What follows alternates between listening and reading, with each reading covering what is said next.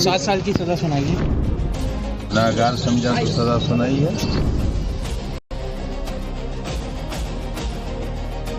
सबसे ज्यादा छोटे मुकदमे अगर किसी परिवार पर एक पर लगे हैं तो वो आदरणीय आजम खान साहब। जिसने जो किया होगा वो फल भी भोगेगा।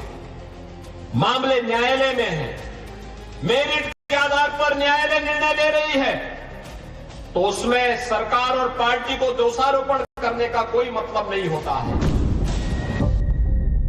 समाजवादी पार्टी के कद्दावर नेता आजम खान जेल से निकले तो अभी 2 पूर्णमासी के चांद ही निहार पाए थे कि अमावस की काली रात फिर लौट आई। रिहाई वाली आजादी के महज 55 दिन बाद आजम खान को फिर जेल हो गई। रामपुर की एमपी एमएलए कोर्ट ने ये फैसला सुनाया। आजम खान और उनके बेटे अब्दुल्ला आजम को फिर 7 साल की सजा हुई। अदालत ने फर्जी पैन कार्ड मामले में दोनों को दोषी करार दिया। साथ ही कोर्ट ने दोनों पर 50-50 हजार रुपए का जुर्माना भी लगाया है। फैसले के फौरन बाद कोर्ट में ही पुलिस ने आजम खान और अब्दुल्ला आजम को कस्टडी में ले लिया। समाजवादी पार्टी के कद्दावर नेता आजम खान का जेल का संयोग पीछा नहीं छोड़ रहा। इस बार रामपुर कोर्ट ने उन्हें 7 साल की सजा सुनाई है और उनके बेटे अब्दुल्ला आजम को भी इस सजा का हिस्सेदार बनाया गया है। मतलब 7 साल सजा अब्दुल्ला आजम को भी सुनाई गई है। 50-50 हजार का जुर्माना लगाया गया है। दरअसल ये सजा और जुर्माना इस वजह से लगाया गया है कि बीजेपी के विधायक आकाश सक्सेना ने शिकायत की थी कि अब्दुल्ला आजम 2 पैन कार्ड इस्तेमाल करते हैं और दोनों में अलग अलग डेट ऑफ बर्थ उनकी है। इस मामले की जांच हुई, कोर्ट में मामला गया। अब कोर्ट ने आज फैसला सुनाते हुए अब्दुल्ला आजम और आजम खां को 7 साल की सजा सुनाई है।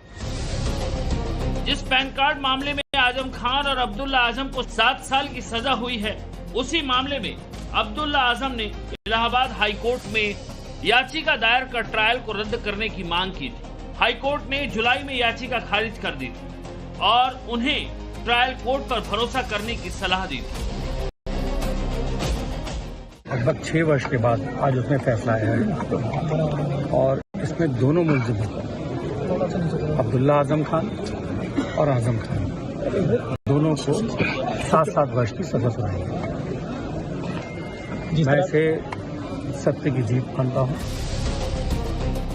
योगी राज में आजम खान एंड फैमिली का कोर्ट कचहरी से नाता चोली दामन वाला हो चुका है और इसमें सबसे ज्यादा परेशानी बढ़ सकती है उनकी पार्टी के नेता को।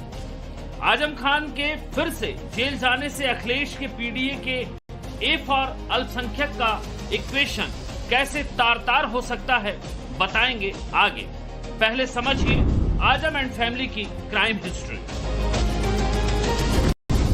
आजम खान पर 100 से ज्यादा आपराधिक मामले दर्ज हैं। इनमें से ज्यादातर मामले 2017 में यूपी में बीजेपी सरकार आने के बाद दर्ज किए गए हैं। इनमें जौहर यूनिवर्सिटी केस, गरीबों के लिए बने घर पर अवैध कब्जा, सरकारी शत्रु संपत्ति पर भी अवैध रूप से कब्जा समेत कई मामले हैं।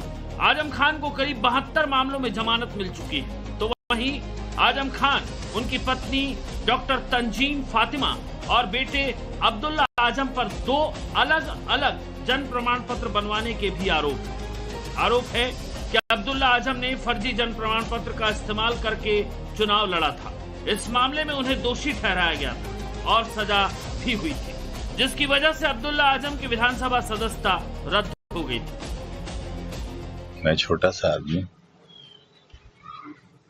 बीमार आदमी, अपराधी, सैकड़ों मुकदमे, मुर्गी बकरी चोर, किताब चोर, मगर किताब चुरा कर यूनिवर्सिटी बनाई है, अपना घर नहीं बनाया है। अगर ये इल्जाम सच्चा है तब भी दफाएं डकैती की लगी हैं।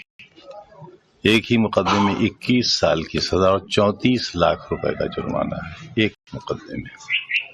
अभी तो 113 का फैसला बाकी है। सितंबर में सीतापुर जेल से रिहाई के बाद आजम खान ने खुद कहा था कि अभी 113 मुकदमों पर फैसला आना बाकी है। जाहिर है रामपुर कोर्ट का ताजा फैसला उन्हीं 113 केस में से एक है। फरवरी 2020 में आजम खान जेल गए थे। उस दौरान वो 27 महीने तक सलाखों के पीछे रहे थे। मई 2023 में आजम दोबारा जेल गए। इस बार उन्हें 23 महीने जेल में बिताने पड़े थे।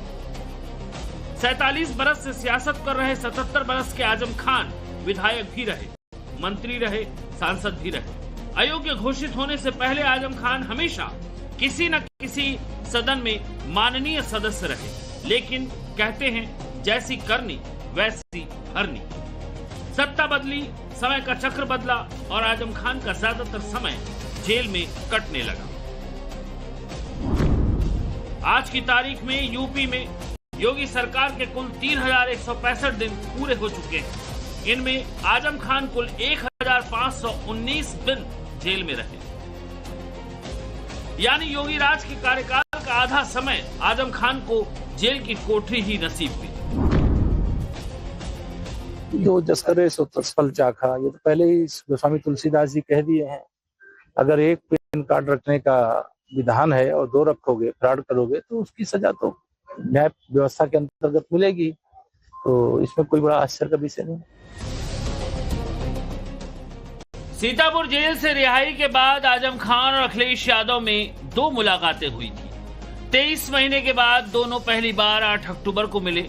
अखिलेश यादव खुद आजम खान से मिलने रामपुर में उनके घर पहुंचे थे, जबकि इसी महीने की 7 तारीख को दोनों की एक बार फिर मुलाकात हुई। इस बार आजम खान बेटे अब्दुल्ला आजम के साथ लखनऊ में अखिलेश यादव के घर पहुंचे थे। रामपुर और लखनऊ में अखिलेश यादव से मुलाकात के बाद नवभारत के कैमरे पर आजम खान ने संकेतों में बड़ी बात कह दी थी। बहुत सारे कयास या लोग चर्चा कर रहे थे कि चूंकि आपको लोगों ने अप्रोच किया, तो क्या अब अगर वो गाड़ी भेज देंगे तो चला जाऊंगा। बसपा में चले जाएंगे आप? अरे तो गाड़ी तो भेजें, वही गाड़ी जो जिसमें मैं चल सकूं, वो गाड़ी भेज देंगे तो चला जाऊंगा। तो आजम खान इंतजार कर रहे हैं बसपा की गाड़ी का? मैं गाड़ी का तो मैं इंतजार नहीं कर रहा हूँ, गाड़ी मेरा इंतजार कर रहा है। जब अखाड़े में पहलवान उतरते हैं तो हर पहलवान जीतने के लिए उतरता है। हम भी हैं कहीं दूर खड़े हुए। अब देखना है हम लंगोट के साथ लड़ेंगे या बगैर लंगोट लड़ेंगे। अखिलेश यादव अपने पीडीए के समीकरण को इंटैक्ट रखने में आजम खान की अहमियत बखूबी समझते हैं।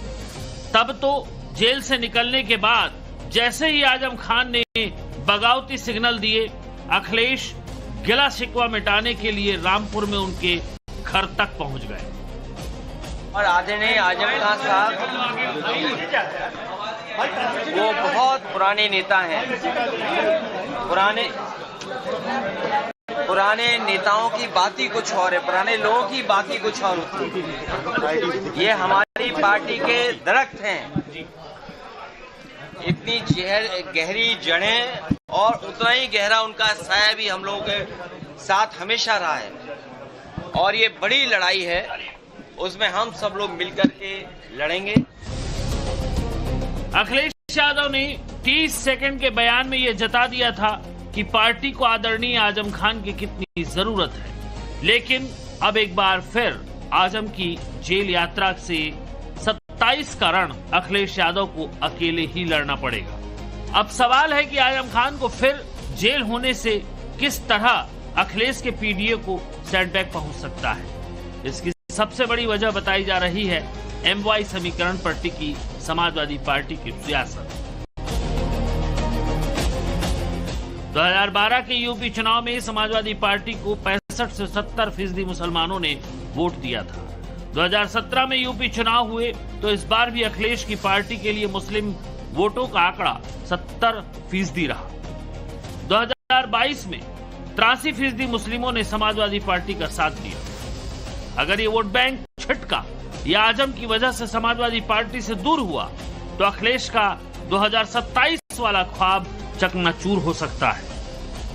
कानून साक्ष्यों की बुनियाद पर फैसला दे रहा है और इसीलिए आजम खान को अब फिर जेल की सलाखों के पीछे जाना पड़ेगा।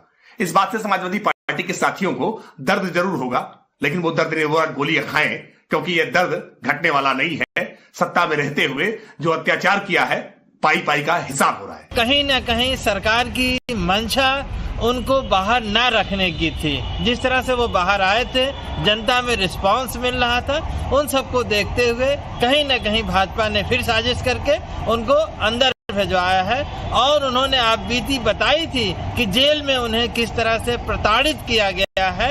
ये सब चीजें हैं। हम उम्मीद करते हैं कि उच्च अदालतें आजम खान साहब के साथ न्याय करेंगी। जाहिर है आजम खान के एक बार फिर जेल जाने से मुस्लिम वोटों पर असर तो पड़ेगा, और इसका इम्पैक्ट कितना होगा, इसका कैलकुलेशन जरूर अखिलेश यादव करने लगे होंगे। For more of such videos, do like, share and subscribe to ET Now Swadesh.